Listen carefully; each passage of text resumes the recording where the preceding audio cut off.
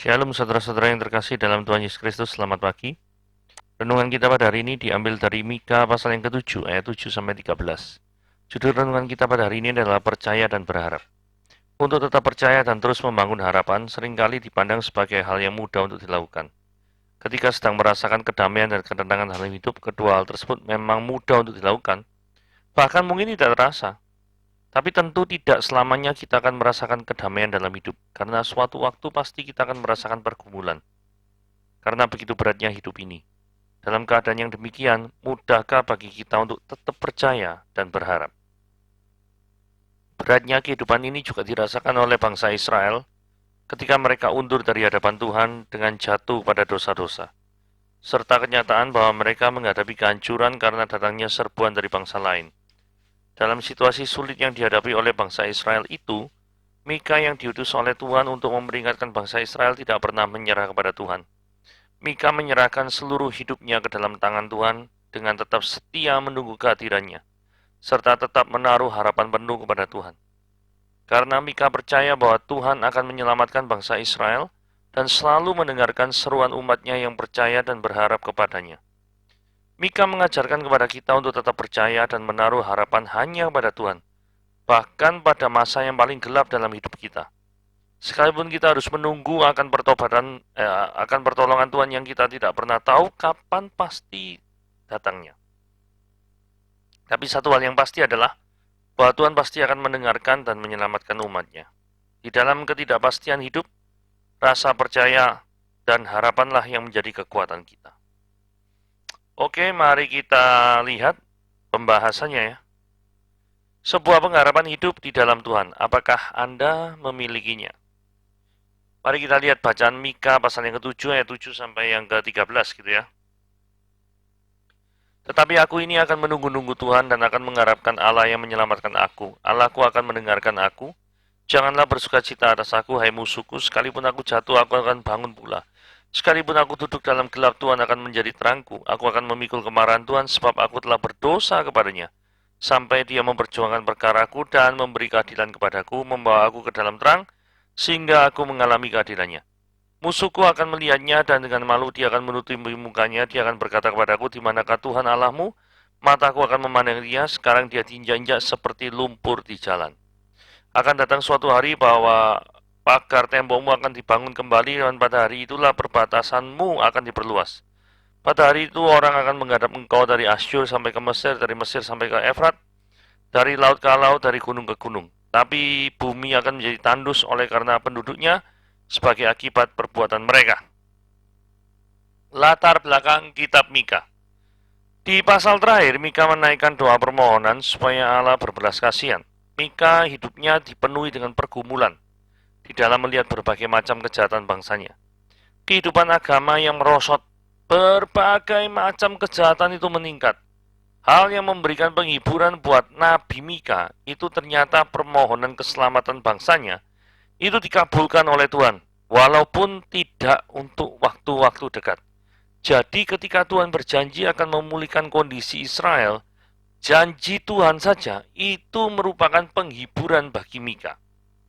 Allah berjanji suatu hari nanti tembok Yerusalem akan dibangun kembali. Ya benar ya, pada waktu zamannya Nehemia dan pada waktu zamannya Esra, Serubabel itu memang tembok Yerusalem dibangun kembali setelah dihancurkan oleh bangsa Asyur dan Babel gitu ya. Allah terus akan memimpin umatnya seperti dia memimpin bangsa Israel keluar dari tanah Mesir. Penyelamatan Israel adalah penyelamatan gereja Tuhan. Allah menuntun umat pilihannya seperti gembala mengembalakan domba sampai menuju apa yang Allah inginkan. Jadi dalam kondisi apapun diri kita, asalkan kita memang sudah percaya kepada Tuhan Yesus, dan kita adalah memang anak-anak Allah, maka Allah akan tetap mengembalakan dombanya, ya toh? Allah akan tetap menyertai kehidupan kita sampai akhir. Sampai hari ini, Allah terus berkarya melalui gereja dan penginjilan karya keselamatan diberitakan untuk menggenapi jumlah orang pilihannya. Julukan Allah penyelamat, God the Savior, ya toh, tak mungkin akan terjadi tanpa adanya korban yang perlu diselamatkan. Saya mengatakan kalimat ini karena fakta manusia yang telah jatuh ke dalam dosa. Jikalau manusia pertama tidak jatuh ke dalam dosa, maka Adam tetap dalam kondisi sempurna, maka istilah Allah penyelamat tidak akan terjadi. Kenapa manusia harus diselamatkan? Pong, manusia dalam kondisinya sudah sempurna kok. Kalau misalkan tidak jatuh dalam dosa. Tapi faktanya, manusia jatuh ke dalam dosa. Dan manusia tidak bisa menyelamatkan dirinya sendiri dengan kekuatannya sendiri untuk bebas daripada dosa. Karena kecenderungan daripada setiap manusia itu adalah berdosa. Saat ini di dalam seluruh kejatuhan manusia, kita memerlukan keselamatan darinya. Perlu keselamatan darinya. Kenapa kok perlu? Yaitu tadi, manusia dalam dirinya sendiri tidak akan pernah bisa menyelamatkan dirinya. Butuh bantuan eksternal yaitu dari Tuhan sendiri. Nah, kalau sekarang kita menyoroti sikap hamba Tuhan yang benar ya. Manusia di zamannya telah melakukan kejahatan-kejahatan yang begitu luar biasa. Sehingga sebagai hamba Tuhan, nah ini fokusnya sebagai hamba Tuhan ya, yang memiliki isi hati Allah, maka Nabi Mika itu begitu sedih melihat semuanya itu. Inilah sikap hamba Tuhan yang baik, yang memiliki kedukaan pada saat Allah berduka, yang memiliki kesedihan pada saat Allah bersedih, yang memiliki kemarahan seperti Allah marah terhadap segala kejahatan. Orang Kristen yang baik, saya kira bukan tipe orang Kristen yang selalu tenang-tenang saja. Kalau saudara tenang, saudara senang, saudara merasa tentram, apa yang mendasari semuanya ini? Kalau di sekitarmu itu banyak orang yang berdosa, masih ada banyak orang yang perlu diselamatkan. Dapatkah kita tidak memberikan kontribusi pada dunia ini untuk memberitakan Injil kepada orang yang belum mendengarkan Injil? Karena kesudahan daripada setiap orang yang belum mendengarkan Injil, itu adalah api neraka yang menyala-nyala, dan mereka akan binasa selama-lamanya. Kalau kegembiraan hidupmu, kalau itu berdasarkan pada hal-hal duniawi, maka celakalah saudara. Hendaklah kegembiraan dan sukacita hidup kita itu berlandaskan karena apa? Karena hidupmu sudah ditebus oleh Kristus. Tidak ada sukacita yang lebih tinggi daripada ketika hidupmu sudah ditebus oleh Kristus. Hamba Tuhan yang sejati tidak pernah memiliki hati yang seperti ini. Mereka akan sedih.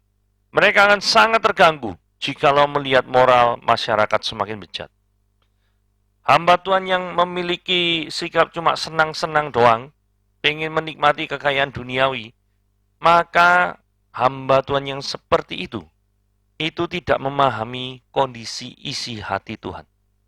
Bagaimana mungkin saudara mengatakan orang Kristen yang baik, sedang menjadi orang Kristen yang baik, bahwa diri saudara adalah orang Kristen yang baik, sedangkan terhadap kejahatan, itu hatimu acuh tak acuh. Ngerti ya Mas? Bagaimana mungkin kita bisa mengatakan diri kita itu adalah orang Kristen yang baik, ketika kita melihat kondisi kejahatan, itu sikap kita tuh acuh tak acuh atau tidak peduli. Peringatan untuk tidak berbuat dosa. Seruan nabi-nabi sejati adalah kebenaran pada saat itu mayoritas menganggap berita nabi adalah aneh. Berita nabi itu nggak populer. Jikalau Israel bertobat, Allah akan memberkati. Namun sebaliknya, jikalau Allah tidak cepat atau lambat akan menghancurkan. Maksudnya jikalau Israel tidak bertobat, maka Allah cepat atau lambat akan menghancurkan. Kalau saudara membaca 2 Raja-Raja pasal yang ke-20 sampai 24, saudara akan melihat setelah Hizkia mati, mereka masih punya satu raja lagi yang mengasihi Allah, yaitu yang namanya Yosia. Setelah Yosia meninggal, semua penerusnya adalah jahat dari sampai akhirnya Yerusalem benar-benar menjadi reruntuhan di bawah pemerintahan Nebukadnezar Babel. Saudara melihat ajaran Alkitab tidak akan pernah salah. Apa yang telah Allah katakan tidak pernah meleset. Karena firman Tuhan adalah firman kebenaran. Orang-orang jahatlah yang secara sengaja meniadakan, mengabaikan, menganggap tidak penting perkataan Tuhan. Ini kesalahan paling besar tuh ini. Bangsa yang meninggalkan Allahnya pasti akan dihakimi. Jadi jangan pernah Kita sebagai seorang yang Kristen yang mengaku dengan mulut kita percaya, maka kita meninggalkan Tuhan. Jangan sampai itu terjadi di dalam kehidupan kita.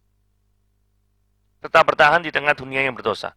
Dosa yang masuk ke dalam dunia membawa berbagai macam sengsara, dan dampaknya juga mengenai orang percaya, sehingga orang percaya pun mengalami penderitaan karena dosa. Jadi, kalau kita hidup di lingkungan di mana manusia itu berdosa, sekalipun kita tidak berdosa, tapi kita juga merasakan dampak keberdosaan daripada yang mereka perbuat. Begitu ya. Saudara, misalkan gini ya, ada orang yang tidak bertanggung jawab terhadap hutan atau apa gitu ya, sehingga merusak ekonomi atau ekosistem. Nah, masalahnya kita juga tinggal di daerah di mana ekosistem tersebut rusak. Nah, kita tidak melakukan penebangan liar, tidak melakukan hal apapun yang merugikan negara atau merugikan sesama.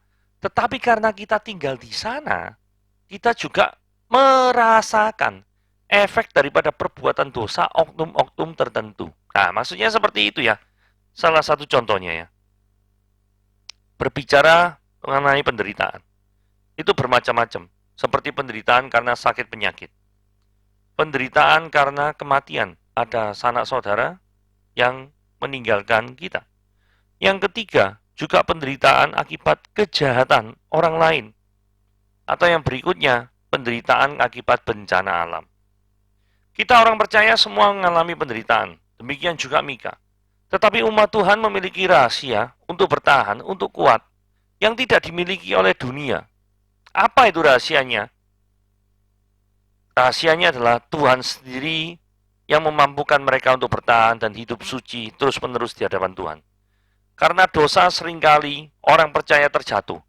Namun di dalam ayat 8 dikatakan, namun sekalipun jatuh, aku akan bangun pula. Wah, ini luar biasa ya.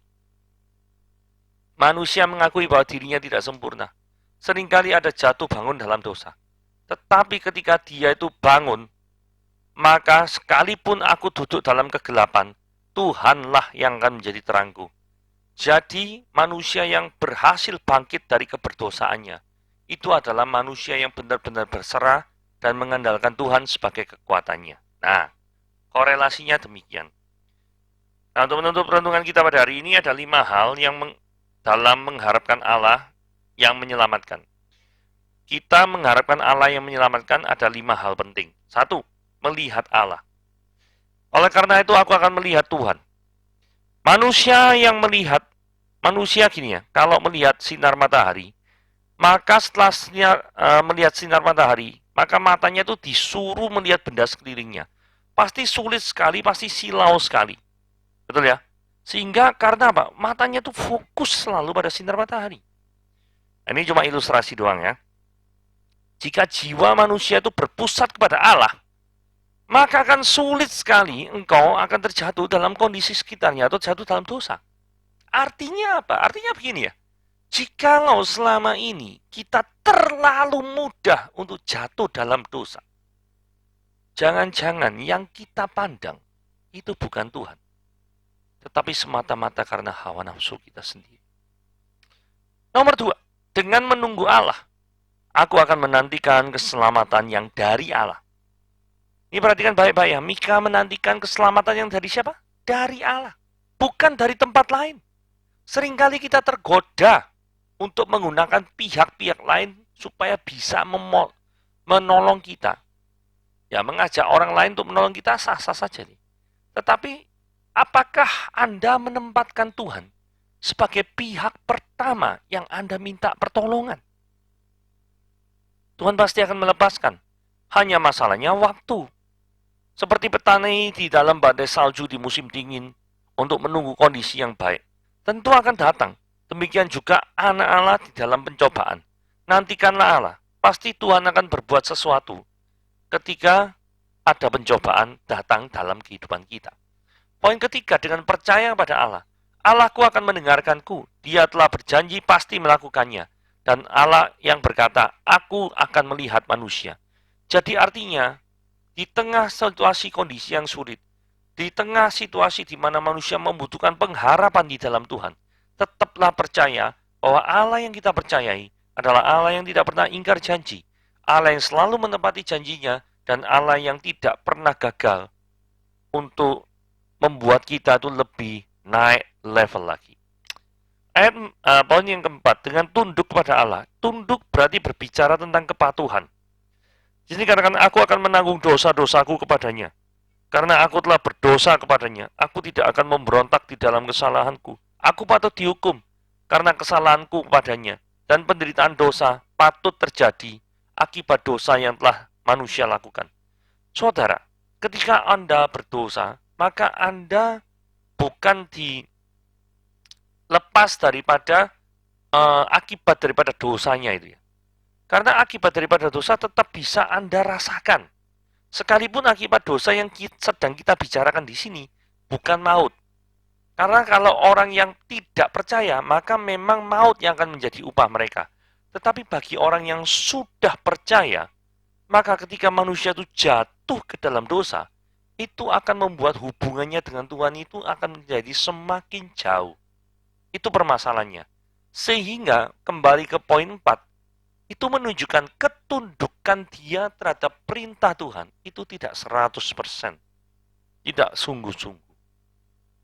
Atau ada kemungkinan dia memang bersungguh-sungguh pengen melakukan perintah Tuhan, tetapi ada dosa-dosa tertentu yang membelenggu dia. Poin yang kelima, berharap pada Allah. Dia akan memberikan terang kepadaku dan aku harus bertahan di dalam kebenarannya. Menangis semalaman tetapi sukacita akan muncul di pagi hari. Luar biasa ya. Semuanya itu dimungkinkan oleh anak-anak Allah untuk berdiri tegak, mengalahkan segala kegelapan, dan melihat wajah musuh, dan berkata, janganlah sukacita atas aku. Sekalipun aku jatuh, aku akan bangun pula. Saudara, ini perkataan penting ya. Janganlah bersukacita atas aku. Jadi, ojo seneng sih. Jangan seneng-seneng dulu. Gitu ya. Kan bangsa Asyur itu meremehkan daripada Hizkia, ya. Jadi sekalipun aku jatuh, aku akan bangun pula. Ini adalah komitmen yang penting sekali daripada Hizkia, daripada kita semua, supaya kita tetap bertahan dalam situasi yang paling buruk apapun. Kita tetap mengandalkan Tuhan, tetap percaya kepadanya, dan meninggikan Dia lebih dari segalanya. Oke, renungan kita pada hari ini sampai di sini. Tuhan Yesus memberkati.